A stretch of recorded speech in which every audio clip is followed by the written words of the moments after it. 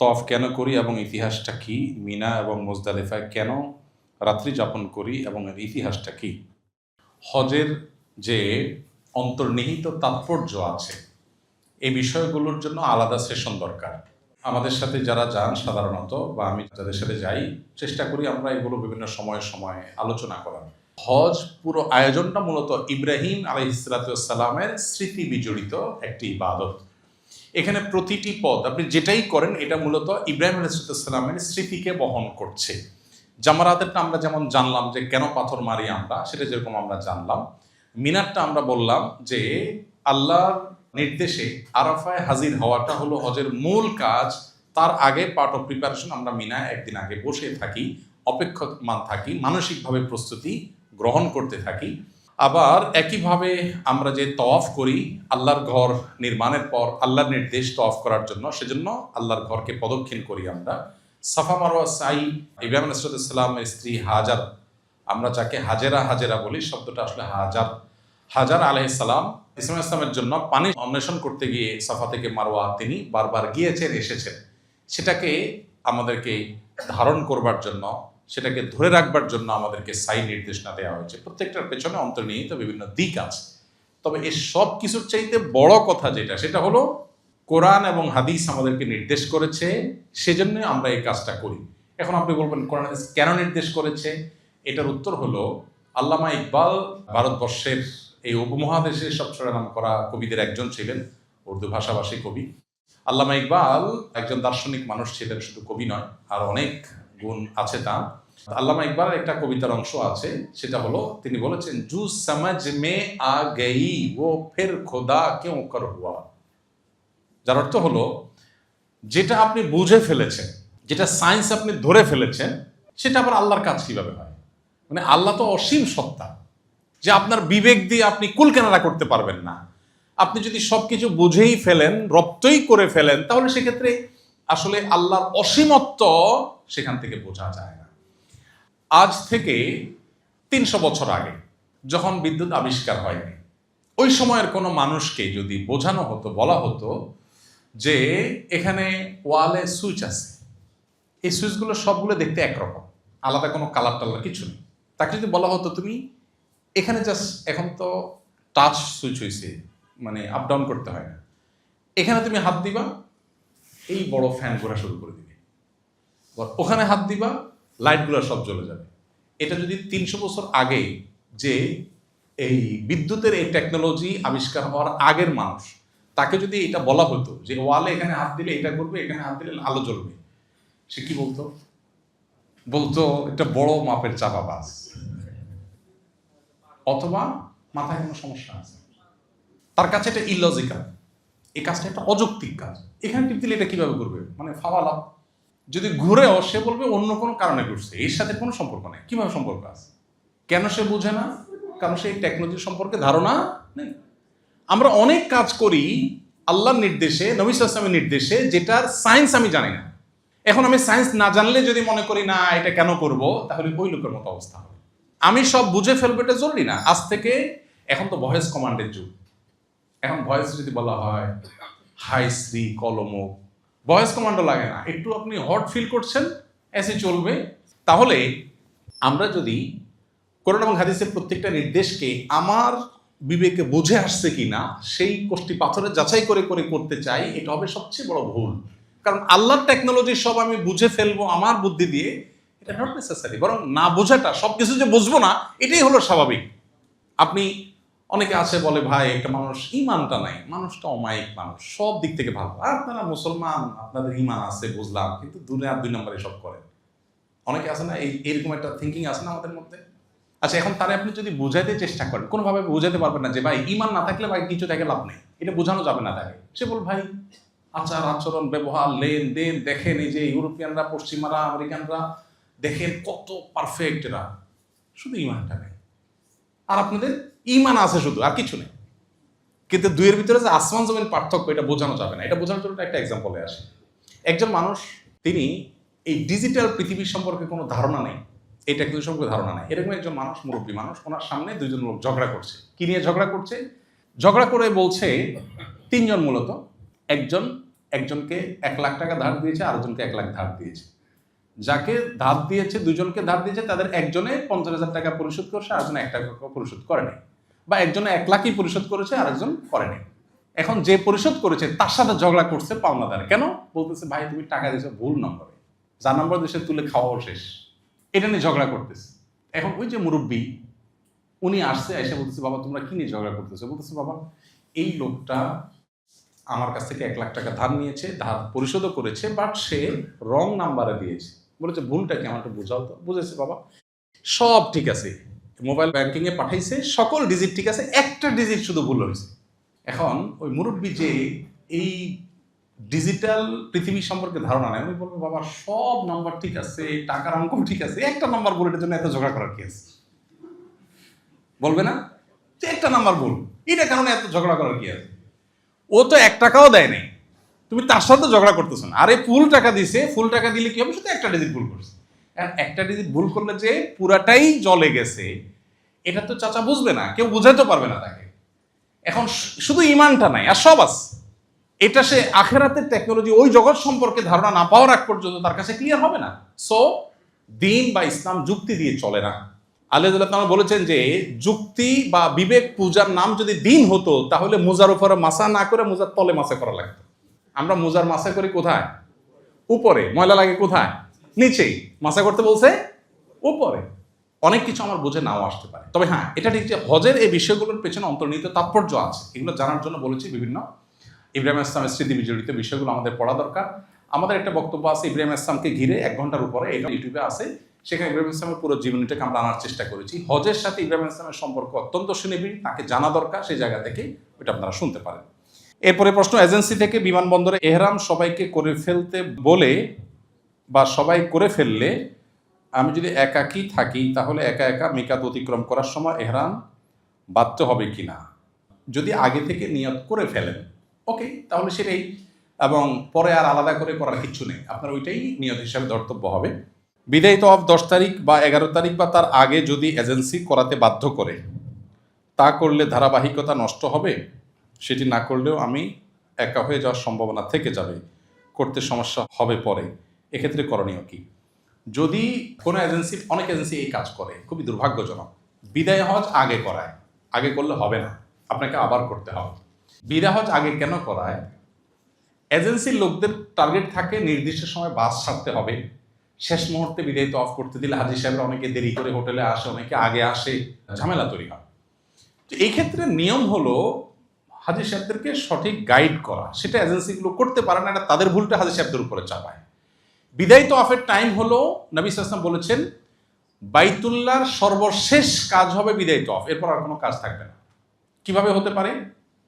বাসগুলো সাধারণত নামাজের পরে ছাড়ে, যে কোনো নামাজের পরে 2 টাইম বেশিরভাগ ছাড়ে, মদিনা যান আর এয়ারপোর্ট যান, সাধারণত 2 টাইম ছাড়ে, জোহরের পর বা ফজরের পর, অন্য কোনো টাইমও হতে পারে, বাকি এই 2 টাইম বেশি। কারণ অন্য টাইমগুলোতে মাগরিব এশার সময় বাস ঢুকতে দেয় না, বাস দূরে থাকে। কারো ফ্লাইট যদি ওই টাইম হয় তাহলে সেক্ষেত্রে দূরে নিয়ে যাবে। আপনার কাজ হবে যে কোনো 1 ওয়াক্ত নামাজকে সামনে রেখে আপনি তওয়াফ করবেন। ফর এক্সাম্পল আপনার বাস ছাড়বে সকাল 7টায়, টাইম দেওয়া আছে, তাহলে আপনি বিদায় তওয়াফ করবেন ফজরের আগে। ফজরের আগে তওয়াফ শেষ করে বিদায়ী তওয়াফের পরে আপনি শুধু ফজরের ফরজ নামাজের জন্য অপেক্ষা করবেন, আর কোনো অপেক্ষা হবে না। ফজর নামাজ শেষ, আপনি বের হয়ে হোটেলে চলে আসবেন, প্রিপারেশন নিয়ে গাড়িতে উঠে যাবেন, ব্যাগ তো গোছায় রেখে যাবেন, শুধু বিদায়ী তওয়াফ করে নামাজ পড়ে এসে আপনি গাড়িতে উঠে যাবেন নাস্তা খেয়ে, এতটুকু। এটা হলো বিদায়ী তওয়াফের ক্ষেত্রে নিয়ম। আমরা যদি 2 দিন বা 3 দিন আগে বিদায়ী তওয়াফ করে ফেলি, ওইটা নফল তওয়াফ হয়ে যাবে, ওইটা বিদায়ী তওয়াফ হিসেবে যথেষ্ট হবে না, আপনাকে আবার তওয়াফ করতে হবে। হজ শেষে দেশে ফিরে আসার পর যদি আমার মনে পড়ে যে কোনো ভুল ত্রুটির ফলে আমার উপর দম ওয়াজিব হয়েছে, উল্লেখিত অবস্থায় দম কোথায় বা কিভাবে আদায় করতে হবে? খুবই গুরুত্বপূর্ণ প্রশ্ন। পরে জেনেছেন যে দম ওয়াজিব হওয়ার মতো কাজ হয়েছে, বাট আপনি দম আদায় করেন নাই, তাহলে কি করবেন? উত্তর হলো তখন আপনি আপনার তরফ থেকে যে কাউকে দিয়ে আপনি দম দেওয়াবেন। এখন তো অনলাইনে দমের টাকা পেমেন্ট করা যায়, বাংলাদেশে বসে পেমেন্ট করতে পারেন, সৌদিতে আপনার পক্ষ থেকে দম আদায় হবে। দম হিসাবে যে ছাগল বা দুম্বা কোরবানি করতে হয়, সেটা বাংলাদেশ বা পৃথিবীর অন্য কোথাও যা হলে হবে না, ওটা মক্কাতেই হতে হবে। মক্কাতে হওয়ার পর সেটা ডিস্ট্রিবিউশন যে কোনো জায়গায় হয়ে যেতে পারে। তো যেহেতু আপনি দেশে চলে আসছেন, মক্কা যাওয়ার সুযোগ নাই, তো সেক্ষেত্রে আপনি অনলাইনে দমের টোকেন কিনলে আপনার তরফ থেকে সৌদি সেই সরকারি এজেন্সি দম দিয়ে এটা ডিস্ট্রিবিউশনের ব্যবস্থা তারা করে, এটা আপনি করতে পারেন। আর চাইলে কোনো হাজি যাচ্ছেন তার মাধ্যমে আপনি করাতে পারেন যে আমারটা আপনি করে দিয়ে, অনলাইনেও আপনি টোকেন কিনে এটা করতে পারেন। এখানে প্রসঙ্গত একটু বলে রাখি, অনেক এজেন্সি একটা বড় অপকর্ম করে, সেটা হলো হাজিদের কাছ থেকে টাকা নেওয়ার সময় একটা দমের টাকা নিয়ে রাখে। কোরবানির টাকা তো আছেই, এক্সট্রাভাবে একটা কিসের টাকা নেয়? দমের টাকা। তো আমি অনেকগুলো এজেন্সিতে এরকম শোনা পর জিজ্ঞেস করলাম, ভাই এটা কেন করেন আপনারা, কাহিনী কি? তো বলে যে বলা যায় না, প্রথম হজ করতে যাচ্ছে বেচারা, কোনো ভুল যদি হয়ে যায় এই জন্য একটা অগ্রিম দম দিয়ে রাখলাম। তো আমি বললাম যে ব্যাপারটা হলো এরকম, নামাজ পড়তে যাচ্ছি, বলা তো যায় না, কোন কারণে সেজদা সাহু ওয়াজিব হয়ে যেতে পারে, এই জন্য বাসার থেকে বের হওয়ার সময় 2-3টা সেজদা সাহু দিয়ে গেলাম। ব্যাপারটা অনেকটা এরকম হয়ে গেল না? আপনি ব্যবসা করবেন সেটা না বলে, দান্দা না করে এই সমস্ত ধানায় মানে কেন করছেন? খুবই দুর্ভাগ্যজনক। দম ওয়াজিব হবে পার্টিকুলার ভুলের ভিত্তিতে, হতেও পারে আমি কনফিউশন রাখার দরকার কি, এই সন্দেহের ভিত্তিতে কোনো দম আসে না। সো এই কনফিউশনের ভিতরে থাকার কোনো যুক্তি নেই। এহরামের কাপড় খুলে রেখে আমরা কি গামছা পরে গোসল করব?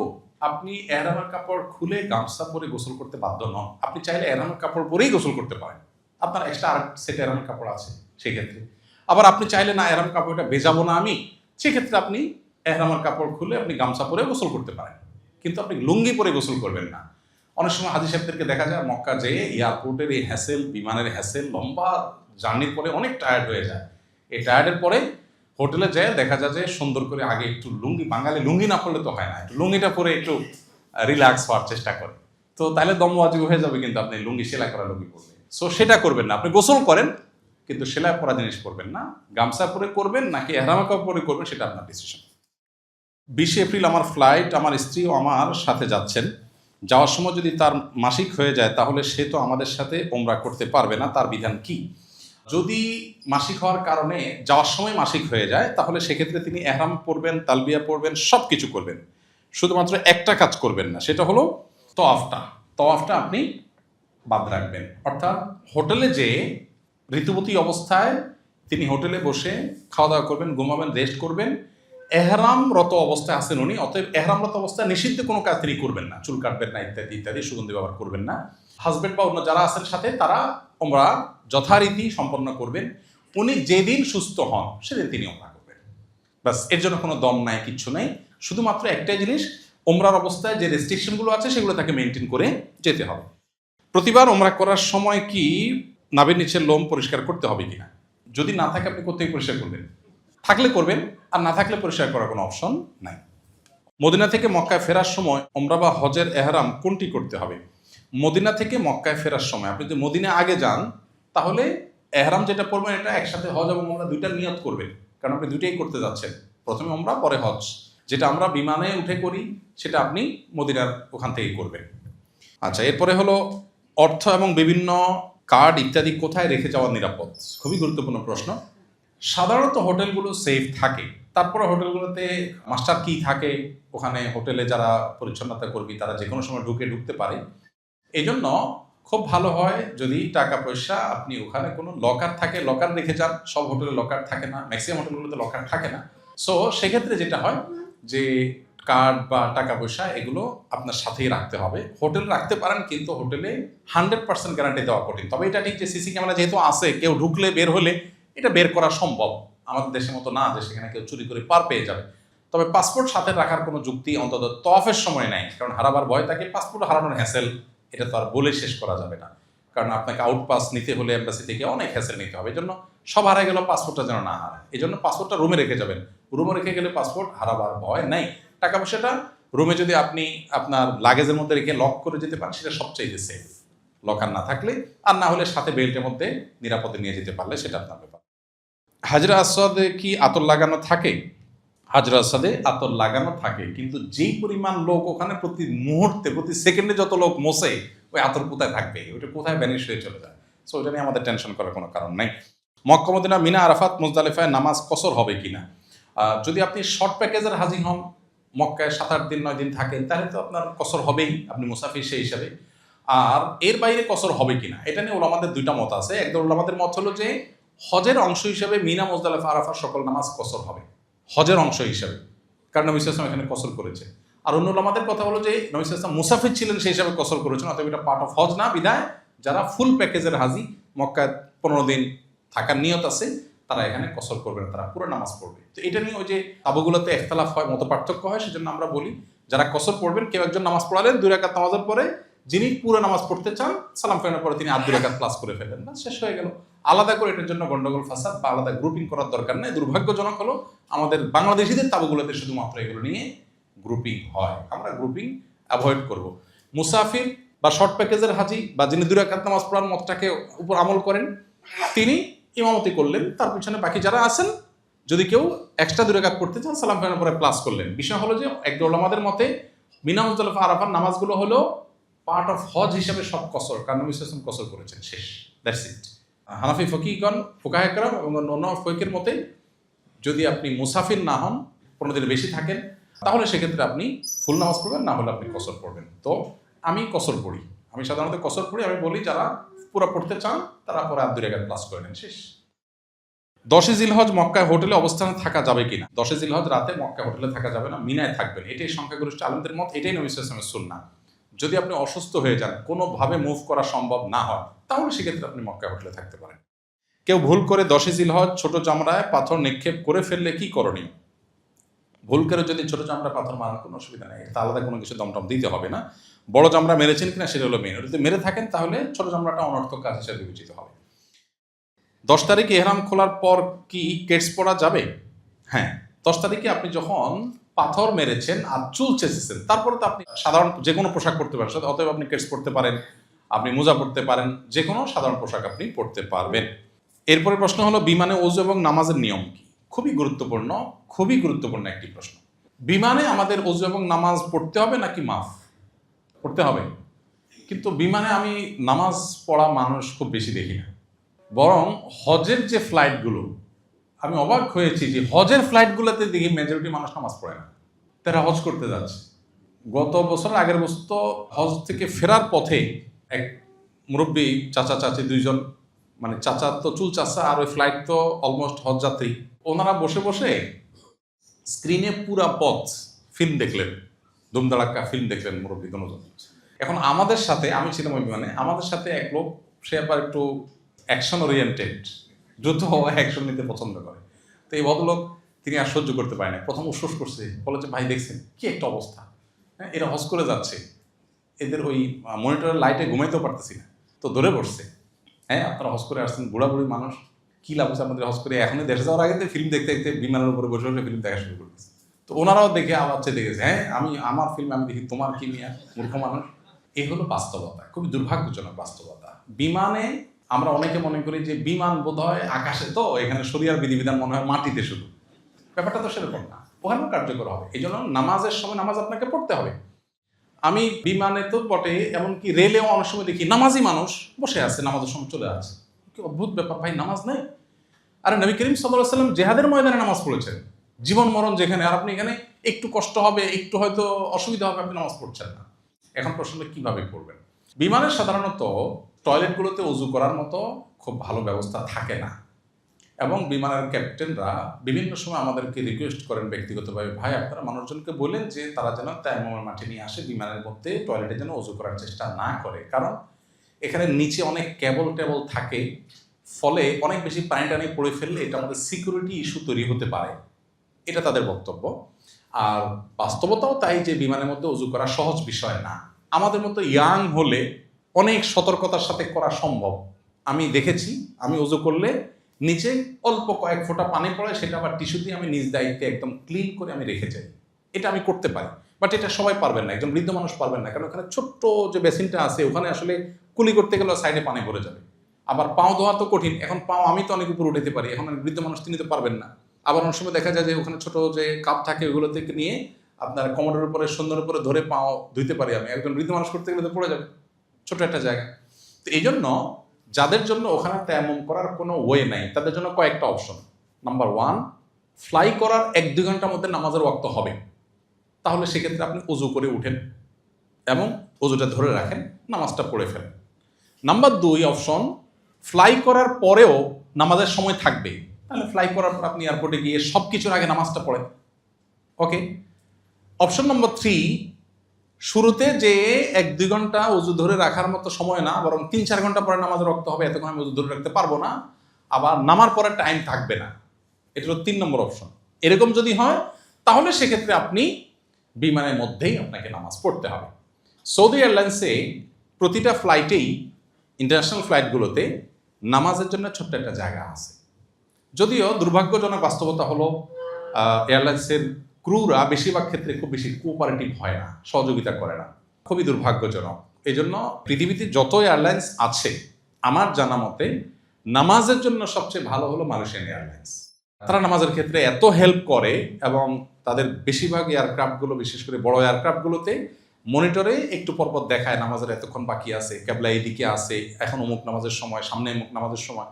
আমি অবাক হয়ে গেছি যতবার আমি গিয়েছি মালয়েশিয়া এয়ারলাইন্সে, মানে এইরকম নামাজের ব্যবস্থা এত হেল্পফুল যে কল্পনা করে। পুরো ফ্লাইটে হয়তো 2-3 জন মুসলমান, ভিনদেশি কোনো দেশে, কিন্তু তার জন্য পুরো ফ্লাইটের প্রত্যেকটা মনিটরে তারা নামাজের ইন্ডিকেটর, টাইমিং এগুলো তারা খুব মেনটেন করে। আমি কয়েকদিন আগে মালয়েশিয়া এয়ারলাইন্সে ট্রাভেল করছি, আমার মনে আছে যে আমি নামাজ পড়বো চেষ্টা করতেছি, এরপরে দেখি যে একজন ক্রু একটা কাগজ নিয়ে আসছে। কি হয়েছে বলে যে পাইলট তোমার জন্য নামাজের টাইমিংগুলো লিখে দিয়েছে হাতে। আমি পাইলটের কাছে চাই না, কিন্তু আমি মনে হচ্ছে আচ্ছা এই পাইলটটা হয়তো অনেক ভালো, সেজন্য হয়েছে। কানেক্টিং ফ্লাইট ছিল, এরপরে কুয়ালালামপুর থেকে আরেকটা ফ্লাইটে যখন উঠলাম, সেখানে যখন একজন ক্রুকে নামাজ সম্পর্কে জিজ্ঞেস করলাম, দেখি সেও আবার পাইলটের আরেকটা কাগজ নিয়ে আসলো। আমি কাগজগুলো যত্ন সহকারে রেখে দিয়েছি, সুন্দর করে লিখে দিয়েছে যে তোমার সামনের এই টাইমে এই নামাজ, পুরো ডিরেকশন দিয়ে। মনিটরে তো আছেই, আমি মনিটরে খুঁজে পাচ্ছিলাম না, তখন উনি লিখে পাঠালেন। তো আল্লাহ তাআলা তাদেরকে উত্তম বিনিময় দান করে। এটা পৃথিবীর কোনো এয়ারলাইন্স আমি দেখি না, যেটা মালয়েশিয়ান এয়ারলাইন্সে শুধুমাত্র নামাজের ক্ষেত্রে তারা এরকম হেল্প করে। সৌদি এয়ারলাইন্স এই হেল্পটা করে না, এটা দুর্ভাগ্যজনক বাস্তবতা। কিন্তু সৌদি এয়ারলাইন্সে নামাজের জায়গা আছে, হেল্প করে না বলতে কি, তারা আপনাকে ডিস্টার্বটা কি করবে, বেল বাঁধার সংকেত আছে, এখন হয়তো ওখানে আপনার উঁচা নিচে আপনার বাতাসের বেগ অনেক বেশি বা বেল বাঁধতে হবে, তখন আপনাকে ওখানে নামাজ পড়তে দিবে না, তারা বাকি টাইমে নামাজ পড়তে দিবে। তাহলে পালা করে করে ওখানে নামাজ পড়া যায় চাইলে। বৃদ্ধ মানুষ আছেন, কেউ হয়তো মুভ করা সম্ভব না, তাহলে সিটে নামাজ পড়ে নিলে এই নামাজটা পরে কাজা করবেন, এটা হলো অধিকতর উত্তম। কারণ কেবলামুখী হয়ে পরিপূর্ণভাবে সব ফরজ আদায় করা সম্ভব না, কিন্তু নামাজ আপনাকে পড়তেই হবে। আর ওযু ভিতরে কোনোভাবে করা সম্ভব না, অপশন নম্বর 3-তে আসেন আপনি, নামাজ বিমানেই পড়তে হবে, পরে টাইম থাকবে না, এরকম যদি হয় তাহলে আপনি তায়াম্মুমের মাটি নিয়ে যাবেন। সৌদি এয়ারলাইন্স অনেক সময় তায়াম্মুমের মাটি তারা দেয়, চাইলে দেয়, তাদের কাছে থাকে। আপনি এক টুকরো মাটি নিয়ে গেলেন, একটা টিস্যুতে পেপারে পেঁচায় ওইটা দিয়ে আপনি তায়াম্মুম করলেন। যদি আপনার ওযু করার মতো অবস্থা না থাকে, ওযু করার চেষ্টা, যিনি ওযু করতে গেলে অনেক পানি পড়ে যাবে, সিকিউরিটি ইস্যু তৈরি হবে, তার এটা করা উচিত না, কারণ সবার নিরাপত্তার ইস্যু আছে, আর অন্যদের ব্যবহার করতে হবে ওয়াশরুম। আর আমার মতো ইয়াং যারা আছেন যে খুব সতর্কতার সাথে তিনি করতে পারবেন, সামান্য একটু পানি পড়লে এটা আবার পরিষ্কার করে উনি টিস্যু দিয়ে মুছে যাবেন, দায়িত্বশীলতার সাথে তিনি এটা করতে পারেন। কিন্তু শেষ বটম লাইন হলো নামাজ আপনাকে সময় মতো আদায় করতে হবে। বিমানে আসি এই অজুহাতে নামাজ বাদ দিতে পারবেন না। আমার হাজবেন্ড আগে হজ করেছেন, এবার আমার সাথে মাহরাম হিসাবে হজ করতে যাচ্ছেন, এক্ষেত্রে তিনি কি আমার আব্বু মানে শ্বশুর শাশুড়ির বদলি হজ করতে পারবেন কিনা? যদি বদলি হজ করেন সেক্ষেত্রে হজের পরিপূর্ণ খরচ কি তার শ্বশুর আব্বা দিতে হবে, নাকি কিছু খরচ দিলেও বদলি হজ হয়ে যাবে? এখানে তো জামাইয়ের শ্বশুর একটা দেনাপানা ইস্যু চলে আসছে। শ্বশুরবাড়ির টাকা যেহেতু, অতএব হজে যাচ্ছে, এমনিই তো কিছু টাকা দিতে পারে জামাইকে যৌতুক হিসাবে। বাট বদলি হজ কেউ যদি কারো পক্ষ থেকে স্বেচ্ছায় করতে চান, তাহলে সেক্ষেত্রে টাকা দেওয়ার কোনো অপশন নাই। আপনি আপনার শ্বশুরের তরফ থেকে বদলি হজ করতে চাচ্ছেন, এটা নফল হিসাবে বিবেচিত হবে, আপনি সওয়াব পেয়ে যাবেন, ওনাকে বদলি হজের সওয়াবটা আপনি দিলেন, এর জন্য উনি টাকা দিতে যাবে কেন? হ্যাঁ, ওনার ফরজ হজ, উনি অসুস্থ, যেতে পারছেন না, এরকম অপশন আছে, তাহলে সেক্ষেত্রে ওনার তরফ থেকে আপনাকে পাঠাচ্ছেন, তাহলে সেক্ষেত্রে খরচটা শ্বশুরকেই দিতে হবে। হ্যাঁ, শ্বশুর দেওয়ার মতো অ্যাবিলিটি তার নাই, আপনি আপনার তরফ থেকে তারটা বদলি হজ করে দিচ্ছেন, সেটা আপনি করতে পারেন, কোনো অসুবিধা নেই। কিন্তু আপনি নিজেরটা করতেন, এখন হঠাৎ করে মনে হলো না শ্বশুর মারা গেছে, তারটা বদলি হজ করি, অথবা অসুস্থ ওনারটা বদলি হজ করি, তো সেক্ষেত্রে আপনি এটা করতে গিয়ে যদি জামাই হিসেবে একটা ধান্দা করেন যে বউর সাথে তো এমনিই যাওয়া লাগবে, নিজের হজটা আগেই হয়েছে, তাহলে শ্বশুর বদলি হজ বলে আমার খরচটা আদায় করতে পারলে মন্দ কি? তাহলে এটা তো কমার্শিয়াল প্ল্যানের ব্যাপার সেপার, এখানে শরিয়ার কিছু নেই। আপনি শ্বশুরের তরফ থেকে করবেন, ঠিক আছে, তাহলে আমারটা যখন হয়েই গেছে, ও ওয়াইফের সাথে যেতেও হচ্ছে, তাহলে শ্বশুরের মেয়ে নিয়ে যাচ্ছে যেহেতু, শ্বশুর কাছ থেকে আদায় করে নিলাম। তো এটা তো একটা প্ল্যান করলেন যে ঠিক আছে আপনার বদলি হজ করি, আব্বা যান, আপনি খরচটা দিয়ে দেন, সেটা হতে পারে, এটা আপনার ব্যাপার। তওয়াফ করার সময় ওযু নষ্ট হলে তায়াম্মুম করলে হবে কিনা, ইন্টারেস্টিং এবং দরকারি প্রশ্ন। তওয়াফের সময় ওযু থাকতে হয়, সাইর সময় ওযু না থাকলেও চলবে। সাই করতে করতে ওযু ছুটে গেছে, অসুবিধা নেই, অবশ্যই সাই কমপ্লিট করতে পারবেন, কিন্তু তওয়াফের সময় ওযু থাকতে হবে। এখন কথা হলো তওয়াফের সময় যে ওযু থাকতে হবে, ওযু ছুটে গেছে কি করবেন? দুটো অপশন আছে। এক হলো ফুল বাহিরে এসে আপনি আবার ওযু করে যেতে পারেন, কিন্তু শুধু ওযুর জন্য বাহিরে যাওয়ার প্রয়োজন নাই। মাসআলাগতভাবে মাঝখানে ওযু করে যদি আবার তওয়াফ করেন, শুরু থেকে করতে হবে না, যেখানে ওযু ছুটছে ওখান থেকে বাকিটা কন্টিনিউ করলেই হবে। ওযুর কিন্তু ব্যবস্থা মাতাফে আছে, অনেক হাজিরা জানেন না এটা। একটু পেছনে আসলেই যেদিক দিয়ে ঢুকেন, বিশেষ করে কিং ফাহাদ, কিং আব্দুল আজিজ, এই সমস্ত গেটগুলো দিয়ে ঢোকার পর সিঁড়ির নিচে অজুর ব্যবস্থা আছে, এখানে ওয়াশরুম নাই, অজু আছে। অতএব ছেলেদের মেয়েদের উভয়ের জন্য অজুর ব্যবস্থা আছে। অজু ছুটে গেলে এখানে এসে অজু করে আবার আপনি বাকিটা কন্টিনিউ করবেন। সাইতে শেষ চক্করে যখন মারোয়া পৌঁছাবো, তখন মারোয়াতে আর কোনো জিকির বা দোয়া করা যাবে কিনা না, এটা বলেছি আমরা। শেষ চক্করে একদম শেষ হয়ে গেছে, তখন আর দোয়া জিকির নেই। 10 জিলহজ দিবাগত রাতে মিনা অবস্থান করতে হয়, সেক্ষেত্রে তওয়াফে জিয়ারা করে কতক্ষণ সময় মিনা রাত্রি যাপন করলেই চলবে? তওয়াফে জিয়ারা করার পর মিনা রাত্রি যাপনটা হলো রাতের অর্ধেকের বেশি। ধরুন রাত 12টায় রাতের অর্ধেক হয়, এটা ভ্যারি করে কখন সূর্য ডুবে, তাহলে সেক্ষেত্রে 12টার আগে ডুববেন আপনি, মধ্যরাতের আগে, তাহলে আপনার রাত্রি যাপন হয়েছে ধরা হবে। আমি আমার হাজবেন্ড একসাথে হজে যাচ্ছি ইনশাআল্লাহ, আমারও আমার স্বামীর মধ্যে তর্ক হয় খুব, তাই এর জন্য করণীয় একটু জানাবেন। তর্ক করলে একটু চিকেন দম দিয়ে দিবেন।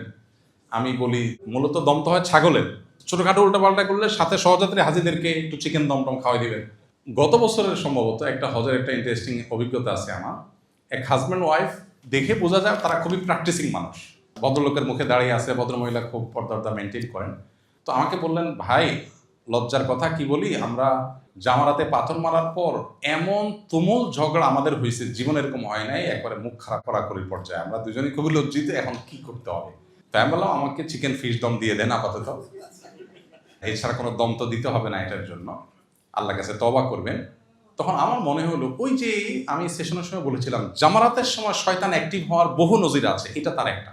এই ভদ্রমহিলা বলছেন যে অস্বাভাবিক, আমরা এরকম এত নিচে আমরা কখনো নামি নেই, সেখানে হজ করতে এসে নামছি, তাও দোনোজন, মানে আমরা মনে হচ্ছে অস্বাভাবিক হয়ে গেছি, মনে হচ্ছে আমাদের নিজের কন্ট্রোলের বাইরে আমাদেরকে অন্য কেউ কন্ট্রোল করছে, এরকম মনে হয়েছে আমাদের কাছে।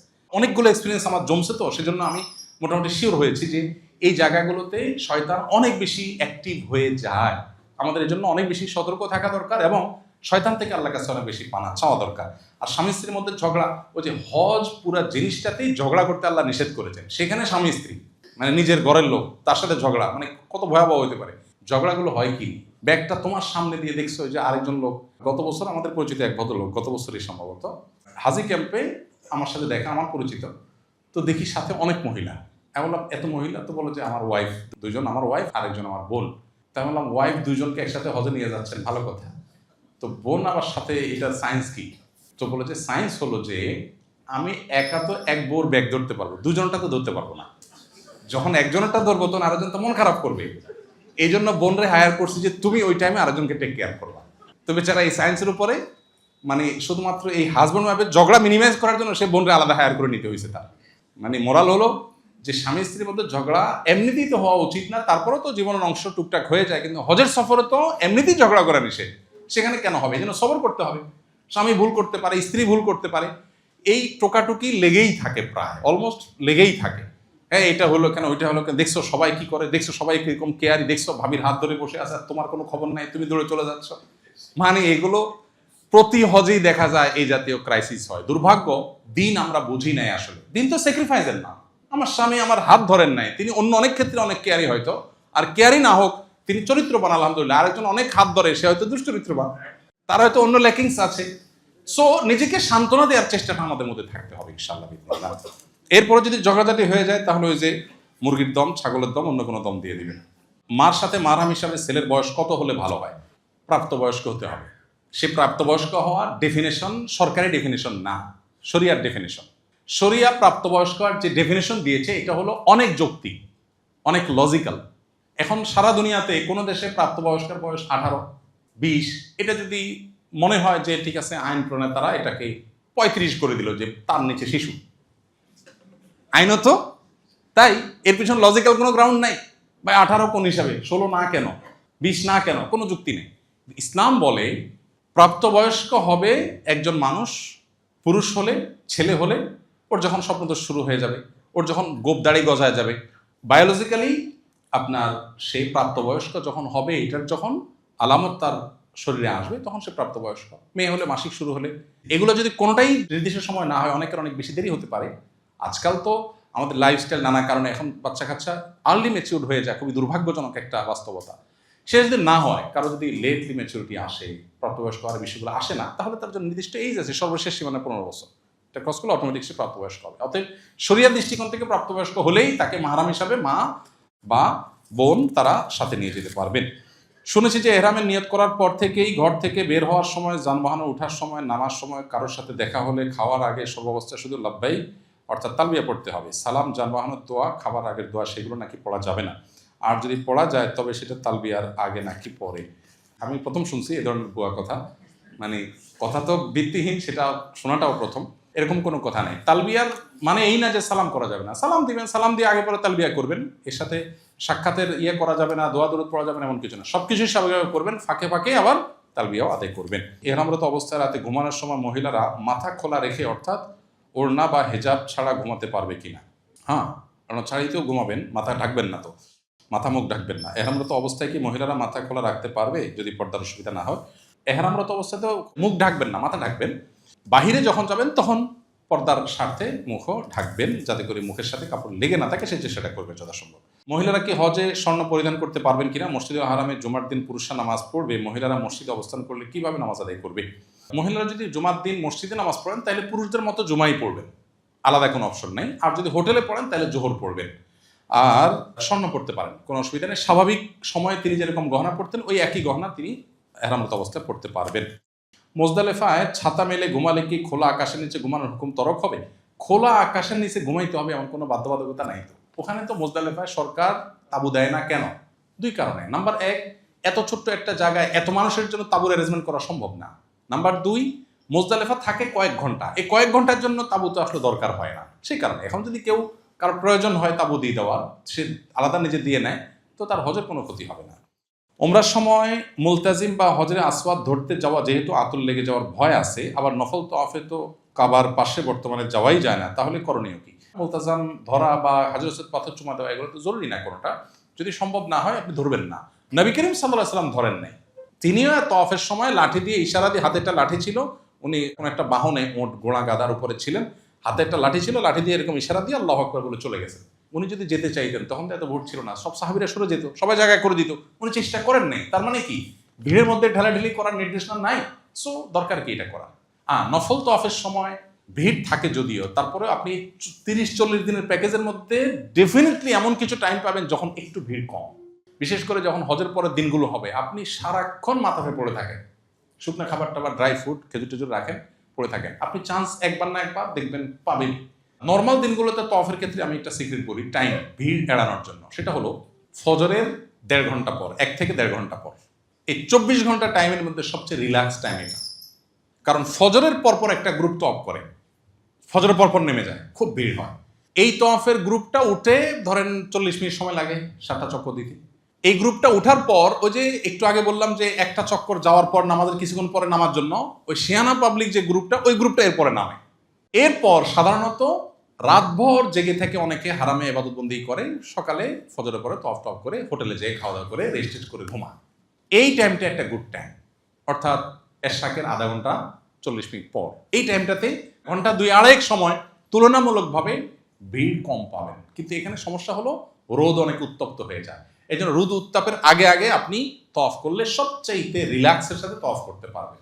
বোনরা ভোর রাতে চলে গেলেন হারামে, তাহাজ্জুদ পড়লেন, ফজর পড়লেন, এশরাক পড়লেন, এবং বোনরা তো মাতাফে চলে যেতে পারেন যে কোনো সময়, তাদের তো আর বাধা দেয় না পুলিশ। অতএব মাতাফে যে নামাজ পড়লেন, বসে থাকলেন, ফজরের ঠিক 1.5 ঘন্টা পর আপনি তওয়াফ করতে, আপনি দেখবেন যে ভিড় অনেক কমে গেছে, কারণ মানুষ হোটেলে চলে যায়, তখন খাওয়া দাওয়া নাস্তার জন্য চলে যায়। এই টাইমটা গ্যাপ থাকে। আবার 10টা-11টার পর থেকে আবার জোহরের আগেই 2 ঘন্টা আগে থেকে মানুষ আসা শুরু হয়। এগুলো একটু প্ল্যান করে করলে দেখা যায় যে কষ্ট অনেক কমে যায়। হজের কার্যক্রম যখন করব তখন কি সর্বাবস্থা উযু থাকা জরুরি? না, মোটেই না। সর্বাবস্থা উযু রাখা কি সম্ভব এত লম্বা সময়? জরুরি না। প্রস্রাব পায়খানা জনিত অসুস্থতা থাকলে একটু পরপর কি ওয়াশরুমে গিয়ে চেক করা জরুরি, নাকি আল্লাহর উপর তাওয়াক্কুল করব? এটা এক রকমের ওয়াসওয়াসার রোগ, এটাকে প্রশ্রয় দেওয়া যাবে না। অহেতুক পেশাব আসছে কি আসে নাই আমি একটু পরপর চেক করি, এটা একটা রোগ, এটাকে প্রশ্রয় দেওয়া যাবে না। বরং নবী সাল্লাল্লাহু আলাইহি ওয়াসাল্লাম বলেছেন, কারোর পেশাবের পর ফোঁটা আসছে কিনা অহেতুক সন্দেহ হলে সে ভিজা হাত এরকম ছিটা দিবে। অনেকের অহেতুক সন্দেহ তৈরি হয়, এগুলোকে পাত্তা দেওয়া যাবে না। হ্যাঁ, যদি সিরিয়াসলি আপনার এরকম সমস্যা থাকে তাহলে তো আপনি চেক করবেন, কিন্তু সিরিয়াসলি না হলে, অহেতুক হলে সেটাকে অ্যাভয়েড করবেন। যদি মনে হয় না প্রবল সম্ভাবনা আছে, 10 বার চেক করলে 8 বারই আমি পাই, তাহলে সেক্ষেত্রে আপনি অবশ্যই চেক করবেন। এক্ষেত্রে আরেকটা প্রশ্ন দেখছিলাম আরেক ভদ্রলোকের, সম্ভবত এখানে আছে, লিখছেন যে কোনো কাপড় টাপড় দিয়ে রাখতে পারবেন কিনা? পারবেন, অসুবিধা নেই, কোনো কাপড় দিয়ে রাখতে পারেন, কিন্তু সেলাই সহ এই যে জাঙ্গিয়া ইত্যাদি আপনি পড়তে পারবেন না। অনেকে হতে পারেন এমন বয়স্ক মানুষ, সবসময় পেশাব পায়খানা আসতেই থাকে, অসুস্থ মানুষ, তাহলে সেক্ষেত্রে মাজুর হিসাবে তিনি ওই যে বড়দের যে প্যাম্পার্স আছে সেগুলো ব্যবহার করতে পারবেন। হাঁটু ব্যথার কারণে মলমে ম্যানথল এর সুঘ্রাণ থাকলে সেটা ব্যবহার করা যাবে কিনা? উত্তর হলো না, সুঘ্রাণ ব্যবহার করতে পারবেন না। এখন কথা হলো যে না থাকলে তাহলে করবেন কি? বিকল্প অন্য কোনো অবস্থা, আপনি পেন ক্লিয়ার খাবেন, অন্য কিছু দিয়ে বেঁধে রাখবেন যাতে করে পেন না হয়। একান্ত যদি হয় যে এমন অসুবিধা যেটা কোনো বিকল্প এটা ছাড়া নাই, সেক্ষেত্রে করা যাবে। কেরান হজ করতে ওমরার সাই শেষ করার পর চুল কাটতে হবে কিনা, যেহেতু এহরাম খুলে হালাল হচ্ছি না। কেরান হজকারী ব্যক্তি ওমরা করবেন, ওমরা করার পর মেইন হজ করবেন, মাঝে যে গ্যাপটা আছে এই গ্যাপটাতে তিনি সবই করবেন, শুধু এহরামের কাপড় অবস্থায় থাকবেন, এহরামের কাপড়টা শুধু খুলবেন না, এছাড়া বাকি অ্যাজুয়াল সবই চলবে। 10 তারিখ জামারায় পাথর নিক্ষেপ করেই কোরবানি ও মাথা মুন্ডন ফরজ, আগে তওয়াফ ও সাই করে ফেলা যাবে কি না? 10 তারিখে জামারায় পাথর নিক্ষেপ করে কোরবানি এবং মাথা মুন্ডন ছাড়া তওয়াফ করতে পারবেন। হজের যে ফরজ তওয়াফ, এটার জন্য কোরবানি বা মাথা মুন্ডন জরুরি না, আগে পরে হলেও সমস্যা নেই। হজের সময় এহরাম বেঁধে মিনায় তাঁবু থেকে বের হয়ে আরাফায় যে গোসল করতে চাইলে এহরাম খুলে ফেলা যাবে কিনা? ভালো একটা মাসালা প্রসঙ্গত আছে। আরাফায় গিয়ে একটু ফ্রেশ হয়ে গোসল করা ভালো, উত্তম, মুস্তাহাব। বিশেষ করে আপনার অনেক ভিড় থাকে, গরম থাকে, ফ্রেশনেসের জন্য দরকার হয়, কিন্তু সেখানে গোসলের ভালো কোনো ব্যবস্থাপনা নাই, শুধু টেপ আছে কিছু, বালতি বা টুকটাক কিছু পাবেন বোতল, এগুলো দিয়ে বসে সবার সামনে গোসল করতে হবে। আলাদা ওয়াশরুমের মধ্যে কোনো কোনো জায়গা ক্ষেত্রে গোসলের ব্যবস্থা থাকতে পারে, না থাকলে ওই পাইপ দিয়ে করতে হবে, দুইটা ব্যবস্থাপনা আছে। এখানে খুবই গুরুত্বপূর্ণ একটা বিষয় হলো মা বোনদের জন্য, সেটা হলো মেজরিটি হাজিদেরকে দেখা যায় মহিলারা পর্দার কোনো বালাই নেই। অনেক পুরুষরা আছে, আপনারা প্রস্তুতিমূলক সেশনে দেখছেন, হোটেলে দেখা যাচ্ছে আপনার ওয়াইফ একটা রুমে অন্য মহিলাদের সাথে আছে, আপনি সেখানে হনহন করে ঢুকে যাচ্ছেন, সেখানে অন্যজনের ওয়াইফ আছে। মিনাতে আরাফাতে তাঁবুতে মহিলাদের তাঁবু, আপনার ওয়াইফ আছে, আপনি তাকে দূর থেকে ডাক দেন, ফোন কল দেন, না, আপনি ডাইরেক্ট ঢুকে যাচ্ছেন। আমাদের একবার হজের সময় একজন চাচা ছিলেন, চাচার নাম ভুলে গেছি, খুব সবাই চাচার নাম মুখস্থ করে ফেলছে। চাচা একটু পরপর চাচিরে ডাকে, একটু পরপর চাচিরে ডাকে, ডাকেন চাচা, দূরের থেকে ডাকেন না, চাচা ভিতরে ঢুকে যায়, কোনোভাবে চাচা ঠেকানো যায় না। মানে এটার জন্য বহুত আইন মোকদ্দমা করেও শেষ পর্যন্ত ঠেকানো যায় না বেচারাকে, কোনোভাবে সে নিয়ন্ত্রণই করতে পারে না। ওখানে তো মিনা মুজদালিফাতে স্বামী স্ত্রী একসাথে কোটিপতি হলেও থাকার কোনো সিস্টেম নেই, আলাদাই থাকতে হয়। তো এখানে মা বোনরা অনেকে পর্দা বোঝেন না, অনেক পুরুষরা পর্দা বোঝেন না। পর্দা না বুঝলে আপনার হজ করার মানে কি দাঁড়াবে? এই জন্য পর্দাটা আমাদের বোঝা উচিত। মক্কার হারাম শরীফে কি দুখুল মসজিদ নামাজ পড়া যাবে? পড়া যাবে না, পড়তে হবে। শুধু প্রথমবার যাওয়ার পর আপনি পড়বেন না, ডাইরেক্ট অফ করবেন, আর বাকি প্রত্যেকবারই ঢুকেই পড়বেন। নফল তওয়াফের উদ্দেশ্যে এহরাম পড়ে বারে বারে যাওয়া উচিত কিনা? না, এটা আমরা নিষেধ করেছি, প্রতারণা হয়। এহরামের জন্য তাওয়াল ক্রয় করার পর দেখি দুইটা পার্টই সমান, অর্থাৎ দুইটাই 4 হাত করে, কোনো অসুবিধা নেই, বড় ছোট হওয়া কোনো জরুরি না, তো আপনি সামলাতে পারলেই হলো, পর্দা রাখলে হলো। এরপরে একজন লিখেছেন, এই বছর আমি এবং আমার স্ত্রী দুজনে একসাথে হজে যাচ্ছি, আমাদের হোটেল মক্কায়, হোটেল লুলু আল তাওহিদ। আমরা দুজনে মক্কাতে আপনার হজের সেশনে যেতে চাই। এটা হচ্ছে হুদুদ, এদের সাথে যোগাযোগ করতে পারেন যদি সুযোগ থাকে, সাধারণত সুযোগ কম থাকে, নির্দিষ্ট জায়গা থাকে, যোগাযোগ করতে পারেন। বিমানে কি এহরামের কাপড় পরা যাবে কিনা, সেক্ষেত্রে অজু বা তায়াম্মুম লাগবে কিনা? এহরামের কাপড়ের জন্য অজু তায়াম্মুম আবশ্যক না, আর বিমানে এহরামের কাপড় পরা খুবই কষ্ট করে, এত মানুষ আপনি কিভাবে করবেন? যদি করতে চান আপনি করতে পারেন, একটু কষ্ট হবে, টাইট হবে, ওয়াশরুমে তো কোনোভাবে সম্ভব না, নাপাক লেগে যাবে, বা ছোট্ট জায়গা, আপনার সিটের সামনেই আশপাশে কোথাও দাঁড়া আপনাকে করতে হবে, কিন্তু অজু বা তায়াম্মুম জরুরি না। হজের সময় দ্বিতীয় তৃতীয় চতুর্থবার ওমরা করলে সে ওমরাকে নিজের জন্য করা যাবে, অন্য কারোর জন্য করা যাবে, দুইটাই করা যাবে। মক্কায় পৌঁছে হোটেলে গিয়ে গোসল করলে এহরামের কাপড় খুলতে হবে, তারপর আবার পড়তে হবে, তাহলে কি আবার এহরামের কাপড় পরা নিয়ত করতে হবে? না, প্রথম যেটা আছে ওইটাই নিয়ত। আমি 2017-তে সম্ভবত আম্মাকে নিয়ে হজ করছি, এখন আমি আমার বাবার বদলি হজ করার জন্য যাচ্ছি। হজ করেছেন, এখন বদলি হজ করতে যাচ্ছেন, এর জন্য আলাদা কোনো নিয়ম আছে কিনা? অনেকে বদলি হজ করতে যাচ্ছেন, কোনো আলাদা নিয়ম নাই, শুধুমাত্র এহরামের কাপড় পরে যখন লাব্বাইকা হজ্জান লাব্বাইকা ওমরাতান বলতেছে, তখন বলবেন আল্লাহ আমার বাবা বা অমুকের তরফ থেকে লাব্বাইকা হজ্জান। মুখে না বললেও চলবে, অন্তরে আপনার ইচ্ছা আছে যে অমুকের তরফ থেকে করতেছেন, দ্যাটস ইট। আর বাকি কাজ সব অ্যাজ ইউজুয়াল, আলাদা কোনো কিছুই নাই, শুধু নিয়তটা শুরু করবেন যখন, যে এটা তার তরফ থেকে করতেছি আল্লাহ, এই ইন্টেনশনটাই যথেষ্ট। পিতামাতা আর্থিকভাবে স্বাবলম্বী না হলে এবং সন্তানের উপরে হজ ফরজ হলে সন্তান কি পিতামাতাকে হজে না পাঠিয়ে নিজে হজ করতে পারবে কিনা? আমাদের দেশে এটা বহুল প্রচলিত একটা ভুল ধারণা যে বাবা মাকে আগে হজ করাইতে হয়, তারপর সন্তান হজ করতে। এটা ভুল ধারণা। বাবা মার হজের সাথে কোনো সম্পর্ক নেই, তাদের টাকা নেই, তাদের উপর আবশ্যক হয় নাই, আপনার টাকা হচ্ছে আপনার উপর আবশ্যক হবে। হ্যাঁ, সামর্থ্য থাকলে তাদেরকেও করেন, নিজেও করেন, কিন্তু টাকা আপনার ফরজ হয়েছে, আপনার আছে, আপনার উপর ফরজ হবে, সো আপনারটা দেখতে হবে। এহরাম পড়ার আগে, এহরামে নিয়ত করার পর কি 2 রাকাত নামাজ পড়া সুন্নাহ? 2 রাকাত নামাজ অনেক ওলামা পড়া সুন্নাহ, কিন্তু দলিলের দিক থেকে এটাকে সুন্নাত বলা যায় না, আসলে এত স্ট্রং দলিল নাই। ইহরামে পড়ার পর নবী সাল্লাল্লাহু আলাইহি ওয়াসাল্লাম ফরজ নামাজ পড়েছেন। কোন কোন বর্ণনায় নামাজ পড়ার কথা আছে, সেটা মূলত কোনো ওয়াক্তের ফরজ হলে সেটা, না হলে ওযু তো করেছেন ইহরামের সাথে। সৌদি আরবের শেখ বিন বাজ রাহিমাহুল্লাহ বলতেন যে ওযু তো করছেন, তো ওযুর নিয়তে 2 রাকাত নামাজ পড়ে ফেলেন, ইহরামের জন্য তো ওযু করছেন, তাহিয়াতুল ওযু পড়ে ফেলেন। আচ্ছা, ইহরামের পড়ার আগে কি সুগন্ধি দেওয়া যাবে কিনা? গায়ে লাগাতে পারেন, কাপড়ে না। তওয়াফ সাইর সময় বাংলায় সব রকম দোয়া করা যাবে কিনা? সব রকমের দোয়া করা যাবে। মিনা ইহরাম অবস্থায় সুগন্ধি দেওয়া যাবে কিনা? না, ইহরাম অবস্থায় সুগন্ধি আর কোনো হাতে, গায়ে, শরীরে কোথাও ব্যবহার করা যাবে না। মিকাতে নিয়ত করার পর কি আমরা 2 রাকাত সালাত আদায় করব নাকি বাসায় আদায় করব? মিকাতে যদি নিয়ত করেন তাহলে মিকাতেই 2 রাকাত নামাজ পড়বেন, ওইটা ওযুর। জীবিত এবং মৃত ব্যক্তির নামে ওমরা করা যাবে কিনা? জীবিত এবং মৃত ব্যক্তির তরফ থেকে ওমরা করা যায়। আমি আমার মায়ের বদলি হজ করব, ওনার উপরে হজ ফরজ ছিল, উনি করতে চেয়েছিলেন কিন্তু ওসিয়ত করে যেতে পারেননি, উনি অনেক অসুস্থ ছিলেন। আমাদের ফ্লাইট 18 এপ্রিল, হজে কেরান আমার জন্য কষ্টকর হয়ে যাবে, তামাত্তু করতে পারবো কিনা? অবশ্যই করতে পারবেন, তামাত্তু করা যাবে না এমন কোনো কথা নাই বদলি হজে। দ্বিতীয় প্রশ্ন, আমি তো হজে দমের শকর করবো, এছাড়া বাংলাদেশে আলাদা কোরবানি দিতে হবে কিনা? এটা কমন প্রশ্ন। যারা সচ্ছল আছেন বাংলাদেশে আলাদা আপনার পক্ষ থেকে কোরবানি হবে, এটা আলাদা। আর হজের কোরবানি যেটা তো কোরবানি না, ওটা মূলত দমের শকর। অতএব সচ্ছল মানুষ হলে আপনার দেশে আপনার পক্ষ থেকে আলাদা কোরবানি অ্যারেঞ্জমেন্ট আপনি করবেন। ওযুর সাথে নিয়তের সম্পর্ক আছে কিনা? ঘুম থেকে উঠে ওযু ভেঙে যায়, তখন ওযুর নিয়ত করতে হবে কিনা? না, ওযুর সাথে নিয়তের সম্পর্ক নেই। আপনি বিমানে যখন মিকাতে নিয়ত করছেন তখন তো ওযু নাই বেশিরভাগ ক্ষেত্রেই। সো আপনার ওযুর জন্য, নিয়তের জন্য আলাদা ওযু করার দরকার নেই। কোরবানি যেহেতু সরকারের ক্ষেত্রে, এক্ষেত্রে আমাদের করণীয়, আপনার কোনো করণীয় নেই। আপনি কোরবানি হোক না হোক এটা নিয়ে মাথা ব্যথা করার দরকার নাই, কারণ হইলে আপনি নিয়ন্ত্রণের বাইরে এটা। যাদের পেশাবের সমস্যা আছে ওই সময় আলাদা কোনো কাপড় লজ্জাস্থান দিয়ে সুরক্ষা করা যাবে কিনা? যাবে, সেরা সহ কিছু না পড়লেই হলো। হাজর আসাদের সরাসরি চুমু দেওয়া এবং দূর থেকে হাত উঁচু করে ইশারা চুমু খাওয়ার ফজিলত কি একই? দায় মুক্তি একই। যে হাজর আসাদ চুমু খেলো, যে দূর থেকে ইশারা দিল, দায়িত্ব আদায়ের ক্ষেত্রে, সুন্নাহ আদায়ের ক্ষেত্রে সবাই সুন্নাত আদায় হয়ে গেছে সমান। তবে ওইটা সরাসরি স্পর্শ করার যে মর্যাদা, সেটা হাত দিয়ে ইশারা হবে না। কিন্তু ওইটা করতে গিয়ে আবার মানুষকে কষ্ট দিতে গেলে সেক্ষেত্রে আবার ওই যে লাভ লস হিসাব করে লসের পাল্লাই ভারী থাকবে। সালাত আদায়